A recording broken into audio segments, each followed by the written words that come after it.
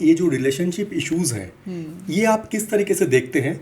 और अगर मैं आपको ये बात पूछूं कि ये एक्चुअली शुरू कहाँ से होता है, तो पहले अगर थोड़ा सा इसके बारे में हम बता दें, then we will be entering into the other part of this podcast. Sure. So it's a very good question, ये शुरू कहाँ से होता है? सो प्रॉब्लम चाहे जेनजीज में हो, मिलेनियल्स में हो या लेट एडल्ट्स में जो हो, प्रॉब्लम सारी आती है बचपन से। Okay. Now, what is relationship? An individual always get a blueprint of relationship कहाँ से? By looking at the relationship of his or her parents. Parents. तो जैसा रिलेशन मैंने देखा अपने दादा दादी के बीच में, नाना नानी के बीच में और मेरे माँ बाप के बीच में, मैंने पैटर्न्स उठाए, अपनी एक इमेज बनाई दिमाग में कि रिलेशनशिप ऐसा होता है। अगर तो वो एग्जाम्पल्स जो मैंने उठाए, जो पैटर्न्स उठाए हैं, उनका अगर it was a good example, my parents had a very good marriage where they were really compatible with each other, then I will have a positive outlook for relationship and I will know कि हाँ मेरा contribution क्या है और मैं expect क्या कर सकता हूँ मेरे partner से।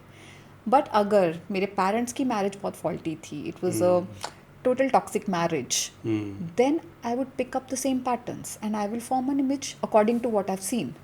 And then when I grow up, I will behave, if at all it is a female, she will start behaving the way her mother used to behave. अगर submissive है, बर्दाश्त कर रही है, oh I'm the victim, she will also play the victim card.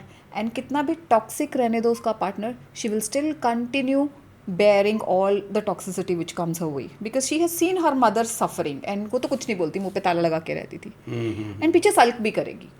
And if it's a man जिसने देखा कि dominant father है, वो जाके बिहेव करेगा इन रिलेशनशिप डोमिनेंस में कि अरे he will not have answers to it कि वाई एम बिहेविंग, बिकॉज अगर उसको क्रॉस क्वेश्चन पूछा जाएगा कि अरे why are you behaving this is not right way, he would not know why is it coming, because silent learning हुई है for age of from age of 0 till 18-20. Silently you've been picking up, observing and picking up patterns. Subconsciously you've picked up, knowing that it is not right. You see, I have seen lot of parents who will say कि मेरे बच्चे की marriage बहुत ख़राब है, हमें लगता है उनको थेरेपी की ज़रूरत है, एंड पता नहीं मेरा बेटा ऐसे क्यों बिहेव करता है, बिल्कुल अपने पापा जैसे। बचपन में तो वो अपने पापा को मार देता था, जब उसके पापा मेरी तरफ गुस्से से भी देखते थे, डांटते थे, तो he used to really bash, he used to not like कि पापा ऐसा क्यों बिहेव कर रहे हैं, मम्मा को अच्छे से ट्रीट क्यों नहीं कर रहे। और आज वही जो बच्चे को चीज़ें पसंद नहीं थी वो एग्जैक्टली सेम अपने पार्टनर के साथ कर रहा है।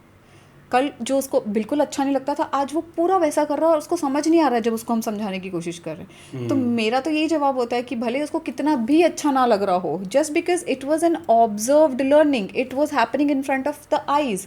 सो that is why we say don't tell children what they are suppose to do, show them what they are suppose to do, because what they see they pick up, That not should be what right they approach. hear. Yes, Yes. true. So if you want them to have a good, fulfilling, life ahead, living with their partners happily forever, you need to be as couple.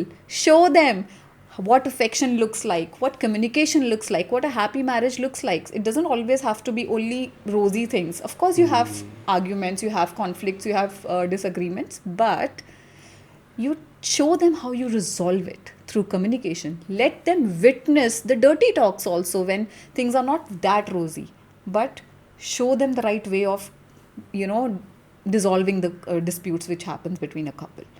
That is where exactly the learning starts. That is how they form this blueprint of marriage. It comes from the parents. So that is why we all say we all are victims of victims. True. It's not that I wanted a marriage like this, but this marriage is created by me subconsciously because of the wrong patterns I've picked up from my parents, and same goes for the partner as well.